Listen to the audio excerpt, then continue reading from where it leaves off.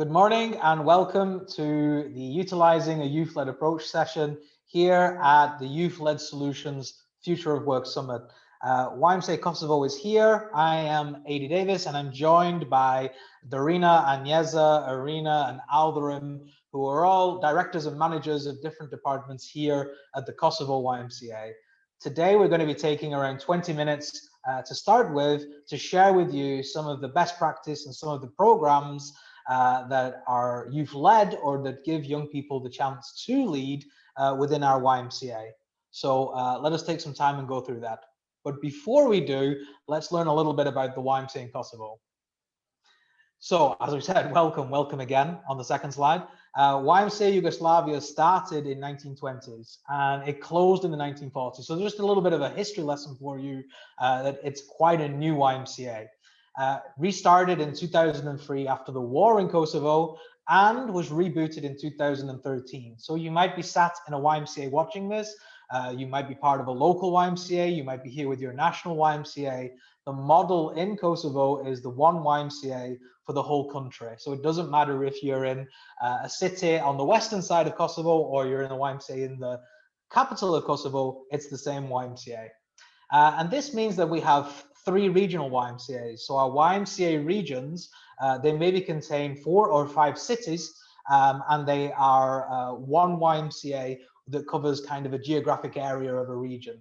And this means that we operate 6 youth centers across the country where young people can come and get involved in our menu of activities or the YMCA there, depending on what campaign or project is being run. We're also building a summer camp and spent the last few years, so make sure you follow our social media for all the updates on our summer camp. We'd love to see you after the pandemic. Come and join us. We also operate some shops, and Irina, our retail manager, will explain a little bit about this later. It's not exactly a youth program, but it contributes to how we offer opportunities for young people to lead. We have some key partnerships, and maybe you have heard of Care International and UNICEF. Again, some of the managers will explain a little bit more about those other international organizations that partner with us, and we're able to deliver programs for young people in grassroots and local communities through these partnerships. Something interesting about our movement, it's a new movement. We just saw the dates at the beginning. All our staff are under 40. We might have hired somebody else that's just over 40, but the majority of our staff are all young, and quite a few of our staff are even young people who were once in the YMCA as a volunteer or as a program participant, and now they are here as staff serving the movement and coordinating activities, which I think is fantastic.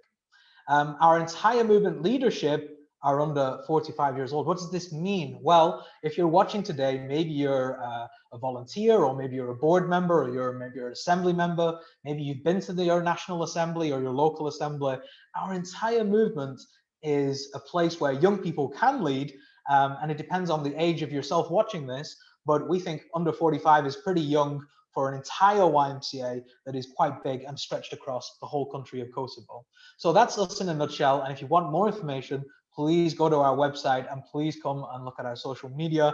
And we have good morning posts and everything to make you feel just as included wherever you are.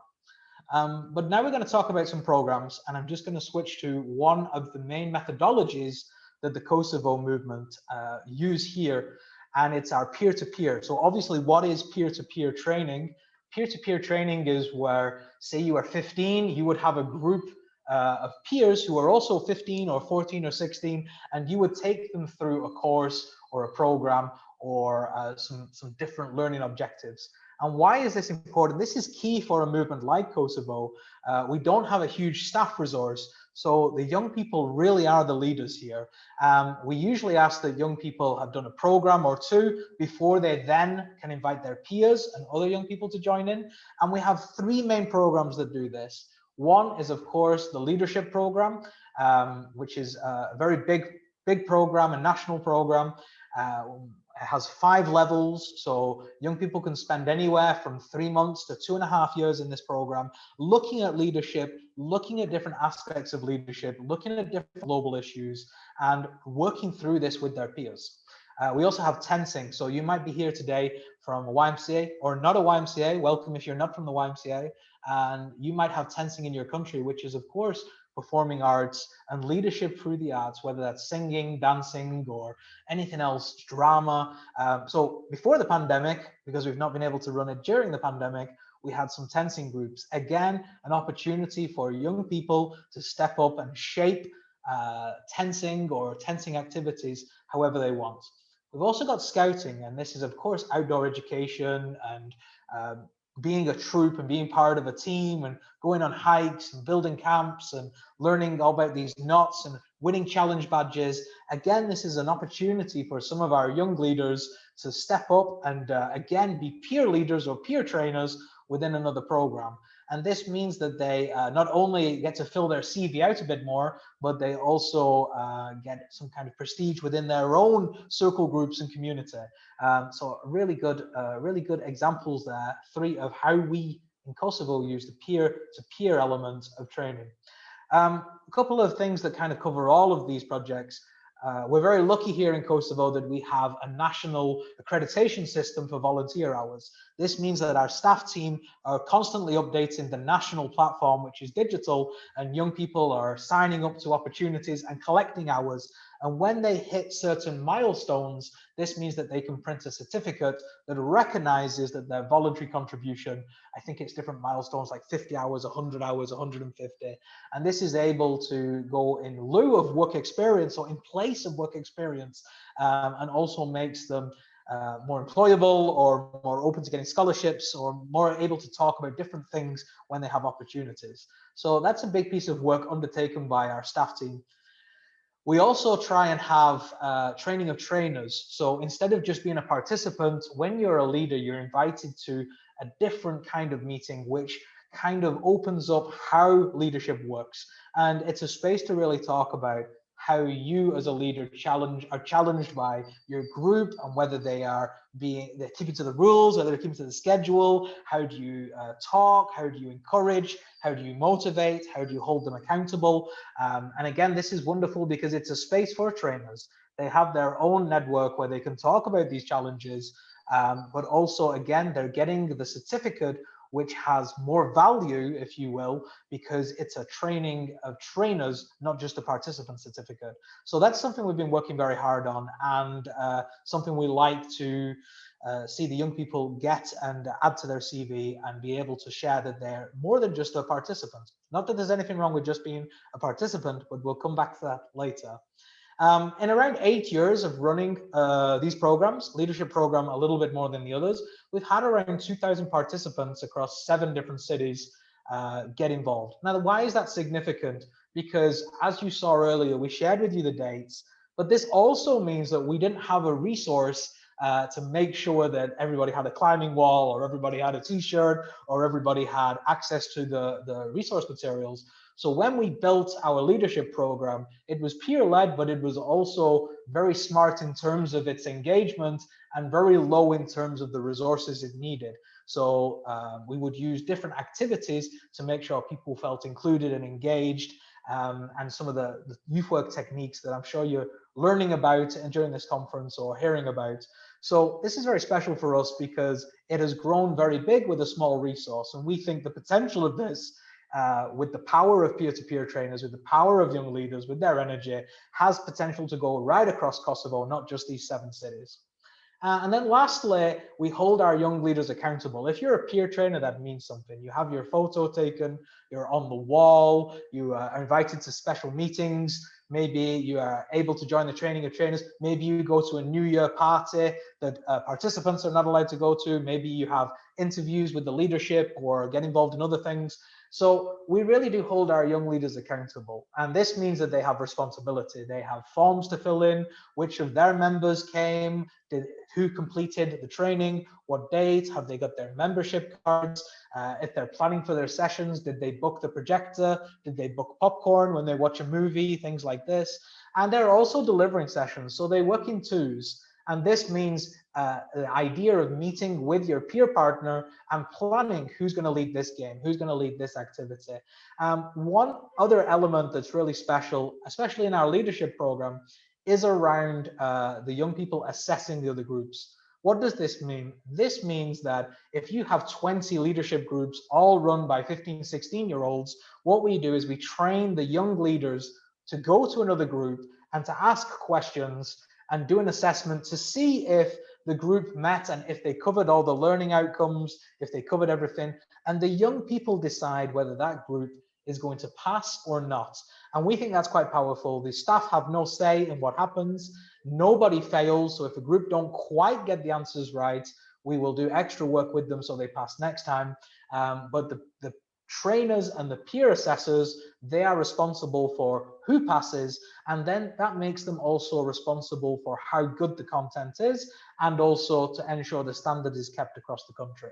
So this is very difficult. It takes a massive staff resource to do this, but we'll talk a little bit later during this session about how and why we do this. But some of my other colleagues are also going to share with you some of their initiatives. But this is just one way that we bring youth leadership by peer-to-peer trainers and leaders.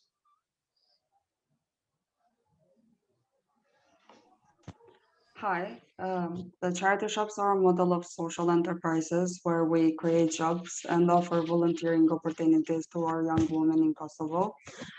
With the income generated, we support our youth programs and also send aid to the community together with our volunteers.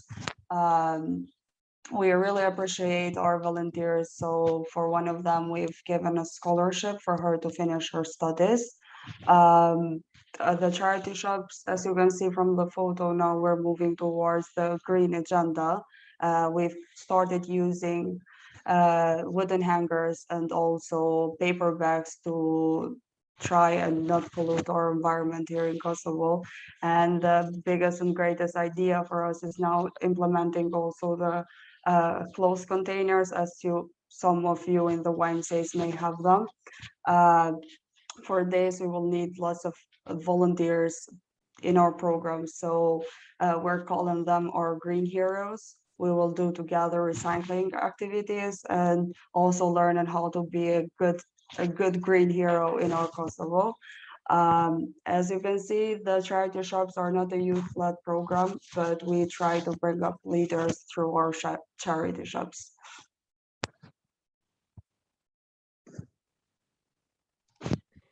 Hi. So the Youth Ambassadors program is for young people who are over 18 years old and they have experience somehow in an international YMCA event or program. They are the ones who are helping us to advocate for change and for young people needs.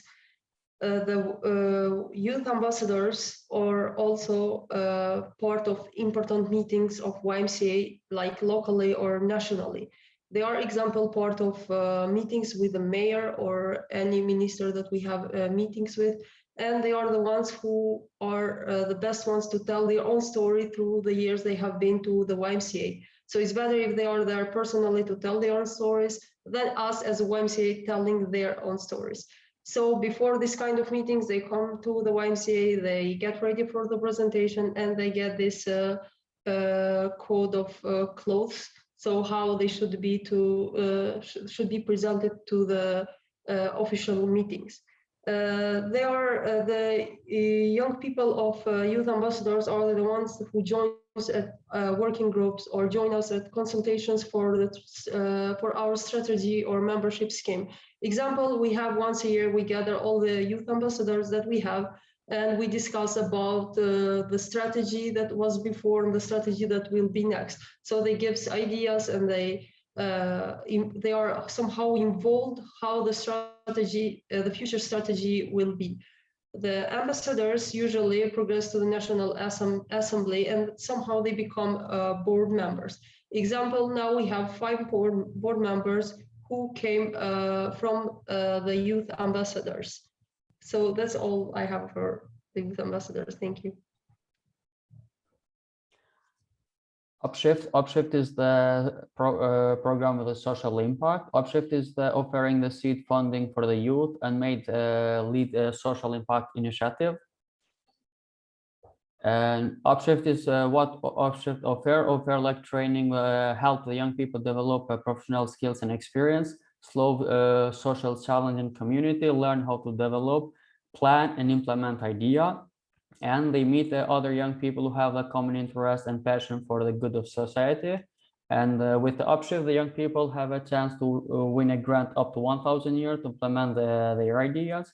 Young people form a team and they submit their idea, and they have 1 week of the training to develop their idea, to do the plan and plan the activities. And they have one mentor with the working experience who helps them during the process. And if they're successful, the idea, the YMCA staff help them to implement the project, like how to write the young people contract, prepare the budget, communication, planning activities. And I will give 2 examples of the young people came with idea. One is the health minds and a healthy lives.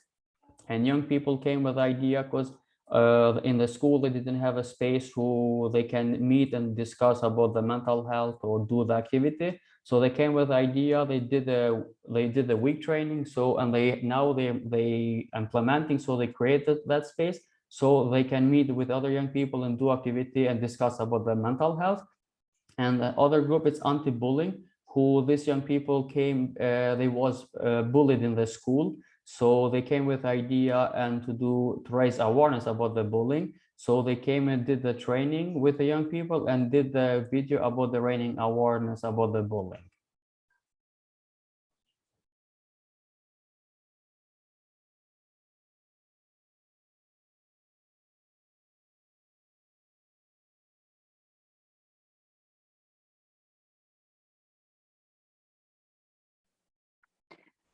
Hello, I will speak about the BMN program.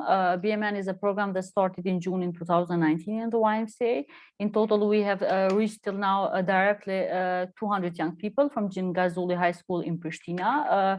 Why we work with technical high schools is because those schools are the ones that are more targeted with youth that are more in risk of exclusion because of their behavior, usually their violent behavior. BMN is a program who uses a positive youth development and youth work framework as a tool for and to promote positive outcomes in the lives of young men, especially. How we do this or why we do this is we engage young men in promoting gender equality. We do this by creating BMN clubs in technical high schools.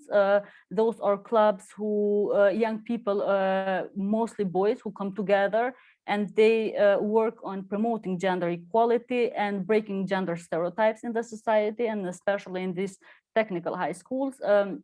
We promote healthy lifestyle in technical high schools through everyday sessions.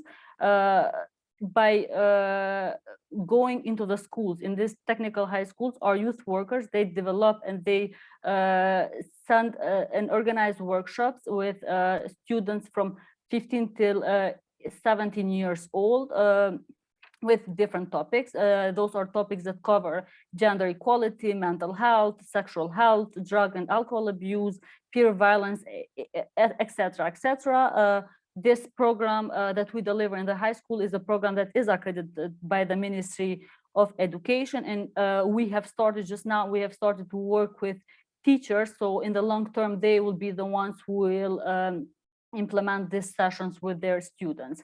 Another thing that we do in the program is organizing campaigns with and for young people. The students that are being part of the workshops in the schools, they become part of the BMN club.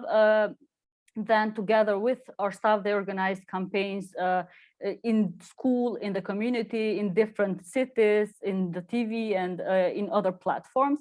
Some of the campaigns are, for example, Are You Okay campaign, which is a mental health campaign that promotes mental health.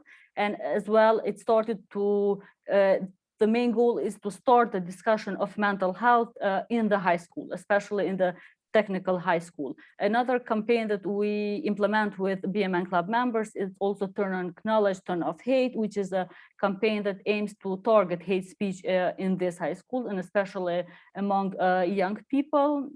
We, together with them, we also We organized campaigns within 16 days of activism, which are campaigns that are related with gender violence, or to start raising awareness about gender violence, especially among young people. In general, the main goal of this program is to include healthy lifestyle and all these topics within a curricula or within a program that will be a part of the regular curricula that will be implemented in the high schools in Kosovo. Thank you. So as you can see there, that's a little taste of just what we're doing here in Kosovo. And as you can see, even from arena sharing, even some of our other departments, they still manage to offer young people opportunities, even if it's not exactly a youth program. But across everything, and maybe we'll explore a little bit of this during the rest of this session, and you'll probably hear from some of our young leaders and also from our staff, and also hopefully you'll join us for the Kahoot quiz. But what are the cross-cutting principles? So if we were to take everything we just said and kind of package it, what do we think is really important? And the first thing, as I hope you can hear, is around quality youth programs. So not just projects, not just youth programs, quality. We're going to put an emphasis on that word, quality youth programs. And you can see here, some of our programs have been developed over a long time. Some of our programs have gone through special accreditation. Some of our projects are in partnerships with really big institutions where together we're trying to make it better all the time. So anybody can do youth programs, but the quality behind those youth programs is really, really important. And that leads us into our next point, is around the environment or the ecosystem in which young people join the YMCA or join the programs. What does this mean? Well, here in the Kosovo YMCA, when we talk about our environment, and we spoke earlier about those 6 youth centers, what's really important is that the young people feel it's their space. From the moment they walk in and they see their pictures on the wall, or they see their paintings on the wall, to the staff greeting them, to the language that the staff use, welcome home, welcome to your place, you're the leaders here. It's all true because we believe it. Again, staff, you need to spend a lot of time training your staff, and quite often a youth worker's role is to lead, but it's also to make space for others to lead. And our staff team, they might lead 2 or 3 sessions a week with young people, but they may facilitate another 15, 16 sessions that are peer-led, or a campaign, or a different project. So how do our staff make the environment for young people to come in and to have success, so that they're not worried that they haven't got the right resources, or a broken projector, or there's no snacks and drinks? So again, staff play a crucial role in that. And that then leads us on to resources. Do you have enough projectors? Do you have enough pens and paper? Do you have enough budget for ink? If you have peer trainers, does everybody have access to the curriculum? Does everybody have access to the space and the chairs and the tables? You know, some of our YMCAs, they have over 200 weekly members in a little space. That means to be very smart with your scheduling. It also means, have you got enough tea and coffee? It also means, have we got enough staff to make sure that those spaces are safe and inclusive? Why does it say ecosystem on there? Well, we also believe here in Kosovo that somebody can enter the YMCA through any of those projects that we just shared. And there's even more, but we don't have time to share them all with you. How does somebody enter the program? And then how do they exit that program? And if they want, enter into another opportunity. And that's really important. And when we say ecosystem, it means a young person can hear about the YMCA through the school project, and then maybe go and join their local YMCA program and activities. It means young people might be in the leadership program, and they hear about this wonderful upshift opportunity where they can get some resource to actually make change in their community. So that's really important. The last point, and maybe one of the most important points that we feel here in Kosovo, is to, as staff and as leaders, to appreciate the different levels of engagement. What does that mean? Well, that means not everybody wants to be a leader. Not everybody wants to be a volunteer, but some people really do want to be a trainer. Some people really do want to be a volunteer. And we need to be comfortable with that. And we need to offer a menu in terms of engagement for the person who comes and says, no, I don't want to lead. I just want to listen. I just want to learn. I just want to join in. That's also really, really fine. But are we also offering a level that when people come to do their training of trainers, that is also pushing them and stretching them, and they're also feeling like it's working for them rather than just I do tensing because it's the only thing that we do. So as a team and as a management team and a leadership team, along with our CEO, we're always asking these questions. How are we engaging young people? How are they learning? How, as you saw with the shops, how do young people get involved? And how does that also mean that they're having an experience, in not even a youth program, but that those principles that we have are carried across all our departments and everything that we do. And the last point, which kind of came out a little bit, but we try and underpin everything with the SDGs and 21st century skills. We've not got time to go through that, but if you are interested, definitely you should Google SDGs and you should Google 21st century skills and tick those off if they are in your program or in your solution or whatever you're going to come up with. Make sure those are part of it. So those are our cross-cutting principles, and now we are going to switch the pace of this training a little bit more.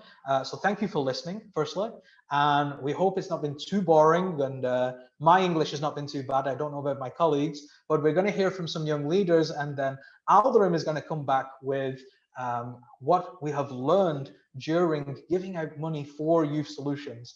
So we can have a little bit of fun on Kahoot and then some other stuff before the end of this session is finished. So on to the next video.